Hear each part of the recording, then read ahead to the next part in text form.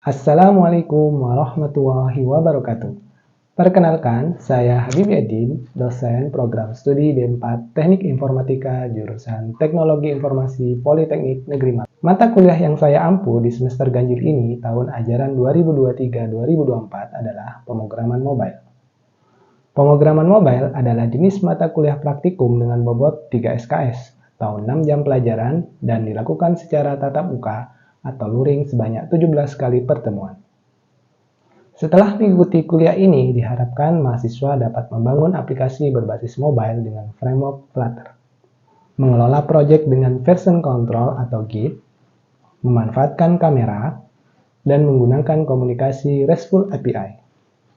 Materi pokok pembelajaran pemrograman mobile terdiri dari 1. Pengantar pemrograman mobile 2. Pemrograman dasar DAT Ketiga, dasar framework Flutter. Keempat, dasar widget, stateless, dan stateful. Kelima, layouting, positioning, and styling. Keenam, kamera API. Ketujuh, state management dan stream. Kedelapan, RESTful API. Total materi untuk eksperimen lab diberikan kepada mahasiswa sejumlah 11. 11 ini disampaikan di antara 17 pertemuan tatap muka. Jumlah tersebut didapatkan dari total 17 pertemuan dikurangi 1 pertemuan untuk ujian tengah semester dan 1 pertemuan untuk final project atau ujian semester akhir. Mata kuliah ini menggunakan metode project-based learning. Oleh karena itu, mahasiswa diberikan tugas project secara berkelompok yang progresnya dipantau mulai dari ujian tengah semester sampai ujian akhir semester. Setiap kelompok di akhir semester akan mempresentasikan hasil proyek atau unjuk kerja aplikasi mobile tersebut. Berikut adalah materi atau topik yang disampaikan di setiap pekannya. Minggu pertama, penyampaian RPS dan kontrak kuliah, pengantar mobile. Kemudian kedua, variabel dan tipe data DAT. Ketiga, perjalangan dan perulangan. Keempat, collection dan function, serta pengantar terkait proyek. Kelima, instalasi Flutter dan aplikasi pertama. Keenam, dasar widget di Flutter. Ketujuh, layout, navigasi, dan routing di Flutter. Kedelapan, ujian tengah semester, yaitu merancang dan membangun tampilan layout aplikasi proyek berdasarkan materi atau teori dari minggu pertama hingga ketujuh. Kesembilan dan kesepuluh, mengelola plugin dan kamera di Flutter. Minggu ke-11 sampai 12, dasar statement management dan pemrograman asinkronus. Minggu ke-13 hingga 14, yaitu lanjutan state management dengan streams. Minggu 15 sampai 16, persistensi data dan komunikasi RESTful API. Dan terakhir, ujian akhir semester, mahasiswa melakukan presentasi dan unjuk kerja hasil proyek. Mata kuliah ini memiliki aturan penilaian yang disampaikan kepada mahasiswa pada pertemuan pertama dan disajikan dalam suatu kontrak perkuliahan yang disepakati bersama dengan mahasiswa. Rincian penilaian tersebut adalah sebagai berikut. Kehadiran atau keaktifan di kelas sebesar 10%, tugas atau laporan praktikum sebesar 30%, UTS 20%, UAS 40% dengan syarat mengikuti ujian minimal kehadiran sebesar 80%. Semua proyek di mata kuliah pemrograman mobile dilakukan secara berkelompok, di mana dalam satu kelompok maksimal terdiri dari 5 mahasiswa. Penilaian dilakukan melalui repositori GitHub masing-masing akun mahasiswa. Presentasi dan diskusi ataupun secara langsung pada saat sesi praktikum di kelas dan tak lupa penilaian akhir nilai total dilakukan melalui Syakat Politeknik Negeri Malang. Pemberian kesempatan untuk mendapatkan nilai keaktifan selalu dilakukan di kelas saat sesi diskusi atau saat pembahasan tugas praktikum. Selain itu, mahasiswa yang dapat nilai kurang akan diberikan kesempatan perbaikan nilai jika dibutuhkan. Pengumpulan tugas atau laporan praktikum baik individu atau kelompok dilakukan menggunakan version control atau Git. Sehingga dosen dapat melakukan review code dan memberi komentar pada repositori akun GitHub masing-masing akun mahasiswa. Hal ini juga memberikan pengalaman bagi mahasiswa bahwa industri perangkat lunak saat ini harus memiliki kemampuan untuk mengelola code dengan version control atau Git. Mahasiswa dapat mengakses materi melalui modul praktikum elektronik berupa CodeLabs. CodeLabs adalah tool buatan Google yang bebas digunakan dan bersifat open source.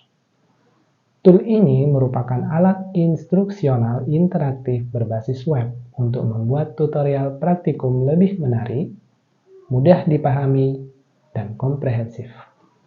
Lebih lanjut dapat diakses di tautan ini ya.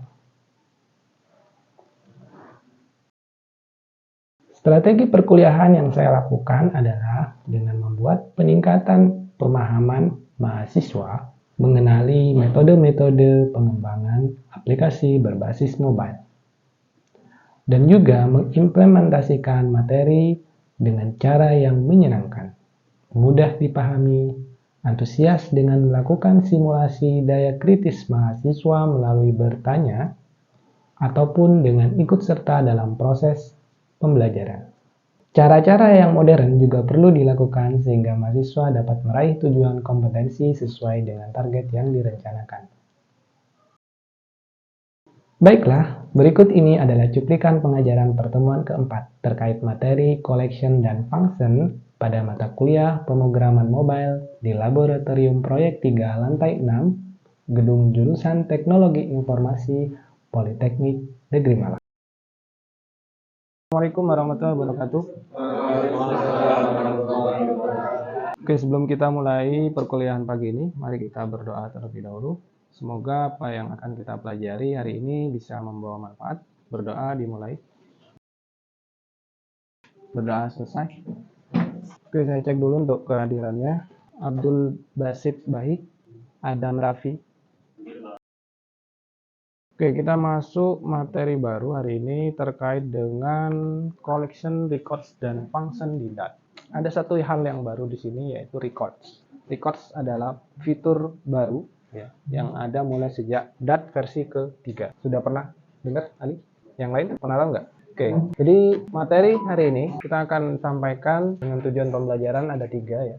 Jadi teman-teman diminta untuk bisa menerapkan tipe data collection, tipe data record, dan function ya, di pemrograman bahasa pemrograman DAT. Topik kita hari ini adalah data collection. Di dalam collection itu ada list. Kalau di dalam bahasa pemrograman lain itu biasa disebut kita array. Kemudian ada list dinamis, kemudian ada set, ada maps. Itu bukan peta ya, sebuah tipe data. Kemudian ada record, jadi gimana cara sintaknya, fields-nya, types-nya, kemudian ada equality atau persamaan ya. Kemudian bagaimana kita buat returns dengan multiple value. Kemudian ada function. Cuma function di sini saya nggak akan menjelaskan panjang lebar karena teman-teman sudah dapat materi itu sebenarnya di Java. Cuma ada beberapa fitur sedikit yang beda di DAT. Nanti teman-teman bisa jadikan tugas praktikum untuk bagian ini. Oke, kita masuk ke list. Apa itu list? Apakah list sama dengan array? Ada yang bisa jawab? Oke. Menurut saya, list hampir sama kayak di array-nya di Java, karena kayak inisialisasinya itu pakai tanda kurung juga, terus juga inisialisasi value-nya di list itu juga sama kayak di Java. Cuma bedanya di sini lebih kayak, menurut saya lebih kayak dinamis gitu. Maksudnya kalau misalkan mau nambahkan list ada fungsinya sendiri, terus kemudian kalau mau mengeluarkan value dari list tersebut itu ada fungsinya yang khusus tersendiri gitu. Jadi kayak lebih dinamis daripada Java gitu kalau menurut saya list. Oke, menarik. Ada lagi yang mau berpendapat, perempuan? Oke, satu, tidak ada. Lanjut ya. Oke, tadi temannya sudah benar ya menyampaikan bahwa list itu sebenarnya sama dengan array. Cuma di DAT kita sebut sebagai list saja, enggak kita bilang itu ada. Jadi list itu sama dengan array di DAT.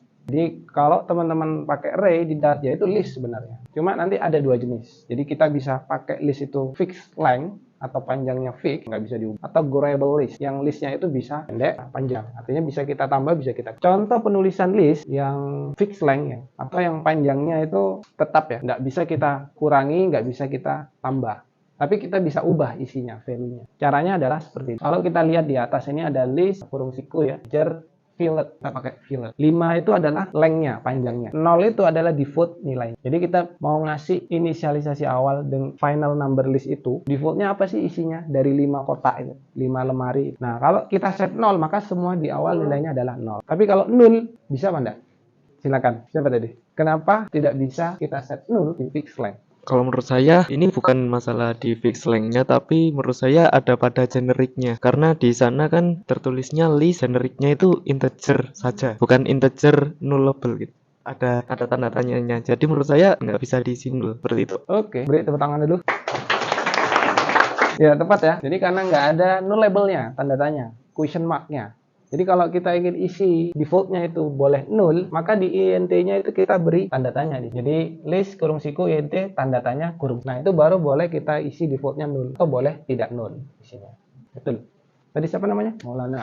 Kemudian kita bisa set nilainya dengan memanggil indeksnya ya. Jadi kurung siku indeks. Seperti sama kayak di Java. Sama seperti kalian mau nge-set ini, mau ngapus bisa ya. Cuma ini kan final ya. Yang seperti kalian ketahui tipe data final ini sebelumnya maksudnya apa? Oke, terkait yang masalah final ini, intinya kalau kita udah mendeklarasikan suatu nilai dengan tipe yang final, artinya ke depan jadi tidak bisa diubah lagi.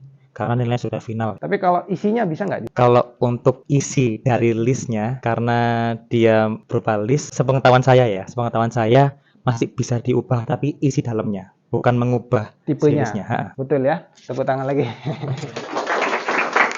Udah paham kali. Jadi kita nggak bisa ngubah tipenya. Jenis kelaminnya dia laki-laki, tetap laki-laki. Tapi dia mau pakai baju apa ya terserah dia. Gitu ya. Mungkin dia nggak bisa transgender. Tapi kalau var dia bisa transgender, bisa berubah. Oke ya. Karena dia udah final, maka tipe datanya tetap itu. Tapi value nggak bisa. Nanti kalian akan coba di Kotlab ya, eksperimen. Ada eksperimen. Maka ini ketika di debug ya atau kita lihat konsolnya, value length-nya ya 5 sesuai dengan kita definisikan. Kemudian karena kita set cuma 3 indeks, maka ya 3 indeks ini. Dan default-nya 0, ya 0 juga. Karena kita nggak. Kalau dia set 0, maka di sini munculnya null ya. Kalau dalam. Oke, next penulisan yang growable list dan constanta list. Nah, cara nulis konstantanya itu agak beda ya. Konstantanya ada di belakangnya telah sama dengan. Sama seperti array biasa. Kita udah mendefinisikan ini tapi tidak menyebutkan berapa panjang. Sekarang ada pertanyaan lagi. Apakah list number ini kalau saya tambah elemen string atau nama bisa atau tidak? Coba yang perempuan. Oh itu ada. Kalau menurut saya itu bisa karena masih pakai var gitu, Pak. Bukan specific integer begitu, Pak. Oke. Ada pendapat lain? Apakah bisa ya? Pertanyaannya apakah bisa variable list? Nah, kita tambah elemen string. Dia kan integer ya. 1, 2, 3. Misalnya terakhir nama atau depannya name terakhir. Atau yang list str kita tambah integer. Ya udah string. Siapa yang mau jawab? Ali lagi. Silakan. Oh, boleh. Oke. Jadi kalau itu ditambah yang tipenya selain integer kayak di variabel apa yang di list 6 itu masih bisa, Pak. Soalnya masih belum didefinisikan dia tipenya integer atau yang lainnya. Karena kalau misalkan seperti itu masih dinamis. Kalau misalkan dia udah pakai yang kayak segitiga kurung segitiga itu, terus misalkan diisi integer, baru dia nanti nggak bisa ditambahkan oleh value dengan tipe data selain integer gitu, Pak. Oke. Gimana? Bisa dicoba? Coba di print listnya. Enggak, listnya aja, jangan satu indeks. Bisa ya? Itu versi berapa? Di karpet sini. Enggak, di bawah, lihat pojok bawah. 3.13 ya. Jadi penjelasan temannya bahwa dia var ya. Dia bisa tipe data yang tentu kita tentukan ya. Tapi dia ternyata bisa ya kita isi dengan tipe data yang tidak sama di sini, nanti mirip kayak record. Nah, kalau kita ingin buat konstanta di bawah, maka kita buat keywordnya ada di setelah sama. Kalau udah jadi seperti ini, apakah elemen constant list ini value-nya bisa diganti atau tidak? Ada yang bisa? Apakah variabel constant list value-nya bisa kita ubah atau tidak? Ayo, yang perempuan gimana? Gimana? Bisa? Ya, silakan. Itu saya tidak bisa diubah sebelumnya karena dia sudah didefinisikan sebagai konstan. Jadi nilai konstan itu nilai yang tidak bisa diubah lagi. Di sini saya coba mengubah di indeks yang pertama, kan aslinya 2, terus saya ubah jadi 9, dia tidak bisa. Karena dia ada error cannot modify an unmodifiable list kayak gitu. Ya. Betul ya. Jadi karena kita udah definisikan sebagai konstanta, maka value atau isi dari array itu nggak bisa kita ubah. Jadi konstan ya tetap segitu, 1, 2, 3 tetap. Kita mau ganti 1 jadi 0 nggak bisa. Itu akan di warning atau error di compiler. Jadi kalau mau buat konstanta pakai array bisa juga ya. Oke, udah paham sampai sini? Mungkin ini baru ya, di Java nggak seperti ini mungkin. Oke, kemudian beberapa variabel dan metode yang ada di list dinamis ya. Sebenarnya ada banyak di sini ya, 10 lebih ya, 20. Teman-teman bisa explore sebenarnya di api.stable312 itu ya, di list class.html itu di .core. Jadi di sini ada banyak variabel yang teman-teman bisa coba ya. Length ini untuk ngambil panjangnya, reverse ini untuk membalik ya, yang awal jadi akhir jadi descending ya. Hashcode ini sebenarnya yang punya code-nya di dalam. Kemudian first ngambil nilai pertama, first or null ini dia ngecek apakah null atau enggak, dan seterusnya. Ini bisa dibaca di dokumentasi. Ini kalau add ini nambah satu elemen, add all nih nambah, kalau kita punya dua array, jadi array yang sini dengan array yang kanan mau kita gabung jadi satu gitu. Kita pakai add all. Jadi ada dua gerbong kereta yang isinya banyak, kita mau gabung dan seterusnya. Ini nggak bisa saya jelaskan satu-satu, ini banyak ya penjelasannya. Teman-teman bisa baca di sini. Tapi nanti kalau mau diskusi, mau tanya jawab kait di sini dah, atau mau coba-coba eksperimen di praktikum, silakan. Oke, saya lanjutkan. Oke. Lanjut ke collection set. Ada yang pernah dengar set? Gimana? Set sendiri itu kalau di bahasa Indonesianya himpunan, berarti dia akan menyimpan sebuah nilai tapi sifatnya unik. Oke, sip. Ada pendapat lain? Sama. Di Java punya nggak set? Ada ya? Pernah pakai ya? Sekarang kita lihat. Dia sebenarnya collection juga ya. Unordered, tak berurutan. Jadi bisa acak ya. Ini collectionnya unik. Kita contoh lihatnya di atas. Bedanya dengan yang tadi, list. List kan pakai kurung siku ya. Ini pakai kurung kurawal. Simbolnya di sini, ini menggunakan kurung kurawal. Kita bisa mendefinisikan set seperti ini ya. Kurung siku string, maka di sini semuanya string ya. Kalau seperti ini, maka kita bisa isinya bermacam-macam tipe data. Nggak cuma string. Tapi kalau udah kita set di awal, kamu jenis kelaminnya string ya, isinya jenis kelaminnya itu semua kelompoknya. Seperti ini juga bisa. Set string names ya, kurung kurawal kosong, maka kosong nggak ada isinya, berarti null. Tapi kalau seperti ini bukan set, tapi itu adalah sebuah map. Bedanya itu ya. Map antara set memang agak ambigu ya, agak membingungkan. Cuma map itu dia ada key dan value, sedangkan set tidak punya key. Itu aja sih bedanya. Cuma sama definisinya menggunakan kurung kurawal, kayak tipe data JSON ya. Kalau map itu dia ada key dan value. Kalau ini tanpa key, hanya value saja. Tapi value-nya bisa bermacam-macam. Atau bisa kita tetapkan tidak bermacam-macam gitu. String semua boleh, integer semua boleh. Atau string integer bolehan dan objek lain, kucing, kambing masuk semua gitu. Jadi kita bisa mengisi set ini bermacam-macam objek. Paham ya di sini ya? Kalau ada pertanyaan silakan. Kemudian bagaimana cara menambah elemen di dalam set? Ada dua cara di sini ya. Mungkin cara lain ada juga ya. Cuma yang pada umumnya dua ini. Kalau kita ingin nambah satu elemen, ya kita pakai metode add. Kalau ingin banyak, maka add all. Jadi kalau kita lihat di sebelumnya, misalnya kita punya variabel halogens, ini variabel himpunan ini ya, set ini mau kita tambahkan di variabel elements, maka kita bisa add all. Maka nanti setelah fluorine ya nambah lagi halogens gitu. Tapi syaratnya di sini elemennya harus string karena kita udah tetapkan sebagai string. Diingat ya, jangan sampai tertukar dengan map. Kalau set dia kita definisikannya ya pemisahnya koma ya. Tapi kalau yang map dia seperti ini jadi map dia.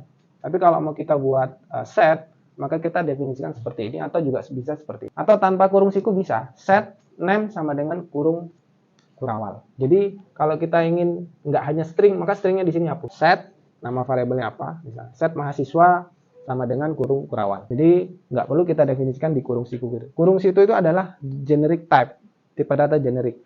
Kalian bisa memasukkan apapun objek. Misalnya kucing, kalian buat kelas kucing, maka set kucing name kurung kurawal. Maka semua objeknya harus kucing. Jadi string ini nggak selalu string integer bawaan dat itu nggak selalu. Boleh buatan objek sendiri, buatan kalian sendiri boleh. Jadi mau kucing, mau gajah, bebas.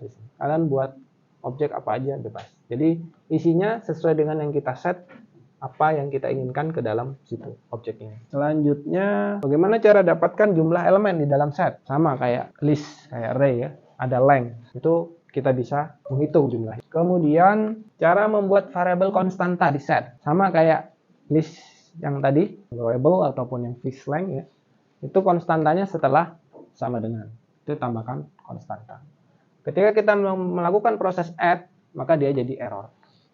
Jadi jumlahnya itu sudah fix. Tidak bisa dikurangi, tidak bisa ditambah. Itu kalau kita jadikan konstanta. Maupun isinya pun tidak bisa kita ubah juga. Jadi isi panjang nggak bisa kita ubah. Udah jadi apa ya? Statis lah. Jadi konstanta.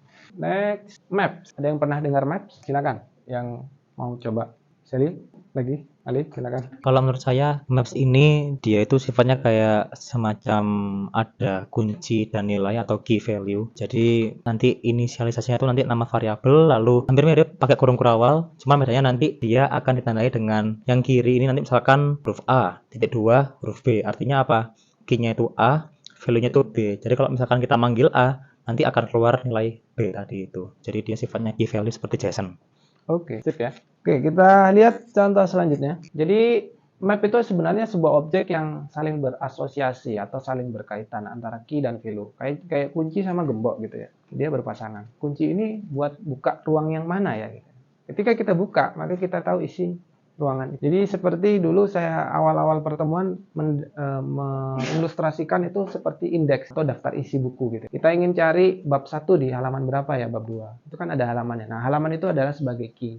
Ketika kita nyampe di halaman tersebut, maka kita dapatkan isi dari halaman itu apa, value-nya. Nah, di sini ada yang bentuknya seperti di atas. Ya, bentuknya seperti string, ya, key-nya. Bisa juga key-nya itu berupa integer. Isinya juga bisa integer, bisa objek, bisa apapun. Tahu saya ya, kalau salah mau dikoreksi, key itu biasanya built-in dari dat-nya. Kalau enggak string, ya integer. Kalau boolean bisa apa enggak, Pak? Nah, kalau objek bisa apa enggak? Misalnya objek kelas kucing, titik 2, kambing gitu. Bisa apa enggak? Nah, itu silakan dicoba. Objek loh ya, bukan string loh ya. Jadi kalian harus buat kelas kucing, isinya apa gitu. Nanti terus jadikan key, terus value-nya kambing. Bisa atau enggak? Saya belum nyoba itu. Nanti eksperimen. Kemudian objek maps kita bisa definisikan juga menggunakan konstruktor. Caranya ya sama dengan map string, string ya. Berarti kita udah definisikan bahwa key-nya itu ya pasti string, value-nya pasti string. Maka kalau udah seperti ini ya nggak bisa berubah. Tapi beda dengan yang sebelumnya. Kalau yang sebelumnya kita bisa ubah atau bisa nambah give dan noble guess itu tipe datanya beda-beda. Jadi mungkin yang atas string, yang bawah integer. Gitu. Jadi mungkin fifth terus 5-nya di sini jadi angka 5 gitu. Titik 2 terus jadi integer juga. Itu bisa. Nah, tapi kalau kita udah definisikan di konstruktor, tipe datanya udah tetap di awal, maka kita nggak bisa ubah itu. Harus ikut rule yang sudah di-set di konstruktor ini. Oke, paham ya? Dan cara aksesnya juga sama. Kita sebutkan variabelnya, kemudian kita sebutkan key-nya. Nah, cara memanggil key-nya adalah pakai kurung siku. Seperti array. Isinya bukan indeks, tapi key-nya atau namanya dari si maps itu. Jadi, si maps itu apakah punya indeks juga? Nah, itu pertanyaannya. Ada yang bisa jawab? Apakah tipe data maps punya indeks? Seperti array atau list. Penasaran ya? Nah, itu nanti silakan dicoba. Kemudian bagaimana cara menambah elemen atau mengakses elemen tertentu? Kalau akses ya tadi kurung siku ya. Kalau menambah, kita bisa langsung membuat key baru dengan variabel yang sudah didefinisikan tanpa harus berurutan lah ya.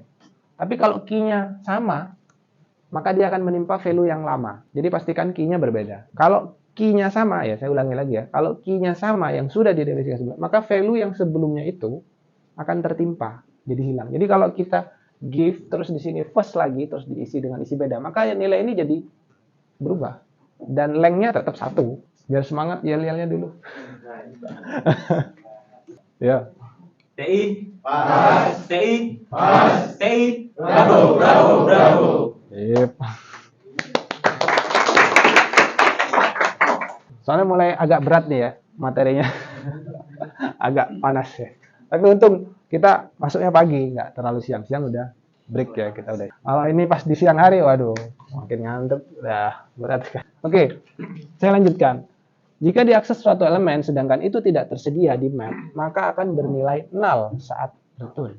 Jadi, teman-teman kalau ngakses key, terus ternyata key-nya itu nggak ada di daftar maps-nya, maka value-nya akan jadi 0. Jadi kalau nyari di daftar isi, ternyata halamannya nggak ada. Loh, halamannya kok nggak ada, kosong.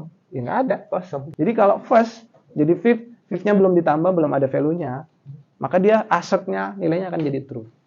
Aset ini untuk menentukan ya, kalau dia false, dia akan berhenti di situ line code-nya. Jadi kalau mau debug, kalian pakai aset untuk ngecek apakah di situ nilainya true atau false. Jadi itu untuk debugging ya, function aset. Sering pakai nggak aset? Itu untuk ya ngetes, debugging, kita nyari code error-error gitu, kita pakai aset. Nah, dia kalau true, nggak akan error atau nggak akan berhenti di baris kode itu. Jadi bisa lanjut aja. Nah, ini bisa dipakai ya. Misalnya sudah ada 1000 file, terus semuanya ada aset-aset. Nggak harus kalian hapus, nggak masalah. Karena nanti ketika rilis di Play Store, itu ada pengaturannya. Debuggingnya dibuat false. Maka ini nggak akan dibaca oleh compiler. Itu akan otomatis dibuang, disingkirkan. Jadi yang kode semuanya, kode-kode debugging, itu akan disingkirkan, dihapus. Jadi kode kalian akan menjadi sering atau lebih ringkas. Yang awalnya mungkin 10 MB jadi 5. Nah, itu ketika rilis ke Play Store ada settingnya, konfigurasinya. Itu menjadi debuggingnya jadikan false. Jangan biarkan true ya. Kalau dibiarkan true, yang diupload ke Play Store ya jadi aplikasi debugging. Dan itu mekar besar gitu. Jadi tidak kecil. Karena terlalu banyak kode. Oke, next. Bagaimana cara menghitung jumlah isi elemen di map? Ya, pakai length. Nah, harusnya kalau ada length, dia punya indeks. Oke, lanjut ke operators. Ini bukan operator plus minus ya. Ada yang tahu maksudnya collection di operator? Ya, silakan. Yuk ya. Mungkin menurut saya operator di collection ini kayak misalnya penggabungan, terus penghapusan data, kayak join, kayak gitu. Oke, penghapusan kayaknya enggak. Kalau penggabungan, oke. Join, oke. Gimana caranya? Kita lihat ya. Jadi kalau kita ingin masuk list 2 ya kita masukkan. Maka link 2 lengthnya sama dengan 1, maka dia jadi, kalau listnya null, jadi true atau false? Hah? Saya tanya lagi ya. Kalau variabel list itu null, apakah list 2 length sama dengan 1? Nilainya true atau false? Karena di situ nilai dari list itu null, yang artinya itu tidak menambahkan data apa-apa kepada listnya itu. Jadi lengthnya tetap 1, Pak. 0 saja, Pak. Oke, sip, benar. Karena di list 2 itu sudah ada elemen 0 ini ya. Sehingga ketika variabel list ini null, ya nggak nambahin apa-apa, kosong gitu. Maka lengthnya ya tetap 1 gitu. Bukan berarti null itu terus nambah jadi ada 2 indeks terus. Oh, yang ini elemen yang ini jadi null gitu. 1,0 nggak bisa karena listnya dianggap null, kosong. Silakan coba nanti. Kemudian ada control flow operators. Kita bisa pakai collection if, collection for, dan collection if. Apa itu records? Ada yang pernah dengar? Silakan. Septi katanya tadi. Sepengetahuan saya, Pak, records itu mirip list, tapi dia yang pertama bentuknya statis, jadi nggak bisa bertambah. Kemudian bisa ada kayak name value gitu, jadi dia bisa diberi nama. Terus dia juga apa namanya, tipenya bisa berubah-ubah dan bisa dijadikan value apa return di function gitu. Jadi nanti bisa kayak semacam di destructor kalau di JavaScript kayak gitu. Oke. Pernah pakai JavaScript ya katanya? Ya, kalau pernah pakai JavaScript, emang Dat itu adalah sejarahnya emang dari JavaScript sebenarnya. Jadi teman-teman yang pernah. Kemudian, nah ini tugasnya. Jadi nanti jawaban dari functionnya dimasukkan ke dalam laporan praktikumnya. Ada pertanyaan? Aman ya? Oke, di sini ada slide-nya. Jadi teman-teman bisa akses materi yang tadi di Kotlab ini, termasuk beberapa referensi lain. Ya. Juga ada buku ya. Buku yang jadi pengumpulannya bersama yang praktikum Kotlab tadi berupa Markdown, push seperti biasa ya ke GitHub masing-masing. Linknya nanti saya siapkan sheet pengumpulan link commitnya maksimum H-1 ya, jadi hari Minggu. Kemudian ini 3 buku yang kemarin saya coba cari, ternyata ada update buku ya. Ini yang Flutter Codebook yang tengah itu ya yang 2023 ya, buat masak. Itu adalah resep Flutter. Oke, kalau nggak ada pertanyaan silakan bisa dikerjakan. Saya share link GitHub-nya di Telegram. Mungkin saya jelaskan sedikit lagi ya sebelum teman-teman praktikum. Ini terkait dengan rencana RPP atau rencana proyek, pelaksanaan proyek ya. Di sini ada satu aplikasi namanya sistem ekstraksi EKT. Diskusikan. Tipe data maps ada indeksnya nggak? Udah nyampe belum? Adanya apa? Indeks nggak ada ya. Tapi kalau jumlah elemennya ada nggak? Kalau record dia punya indeks nggak? Punya. Udah dicoba? Ada yang udah selesai? Untuk praktikum yang pekan lalu ada kesulitan, nggak ada kan ya? Demikian deskripsi mata kuliah pemrograman mobile dan cuplikan pada saat saya mengajar. Semoga aktivitas kegiatan pendidikan dan pengajaran yang biasa saya lakukan dapat tergambarkan pada video ini. Terima kasih atas perhatiannya. Saya Habibie Edin, pamit dan mohon undur diri. Sampai jumpa di waktu lain. Wassalamualaikum warahmatullahi wabarakatuh.